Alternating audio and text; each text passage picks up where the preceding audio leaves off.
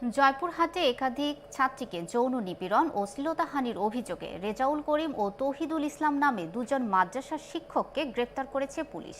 সদর উপজেলার দোগাছি ইউনিয়নের বুজরুক ভারুনিয়া দাখিল মাদ্রাসার শিক্ষক ওই দুইজন। ভুক্তভোগী শিক্ষার্থীদের অভিভাবকরা জানান, ওই দুই শিক্ষক অকারণে একাধিক ছাত্রীকে নানা রকম ইঙ্গিতপূর্ণ ও অশালীন কথাবার্তা বলতেন। প্রতিনিয়ত বিভিন্ন অজুহাতে ছাত্রীদের ডেকে তাদের শরীরে স্পর্শকাতর স্থানে হাত দিতেন। সম্প্রতি তৃতীয় শ্রেণীর এক ছাত্রীকে যৌন নিপীড়নের ঘটনায় বিষয়টি সামনে আসে। এ ঘটনায় লম্পট ওই দুই শিক্ষকের কঠোর শাস্তির দাবি জানিয়েছেন অভিভাবক ও শিক্ষার্থীরা। আমি সে হুজুরের শাস্তি চাই, আমাদের প্রতিষ্ঠানে রাখবো না, এটা নিয়ম।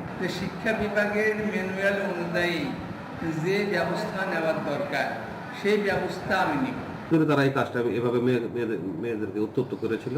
ইতিপূর্বে সে 6 মাস তারা সাসপেন্ডও ছিল স্কুলে তাদের এই অপকর্মের জন্য।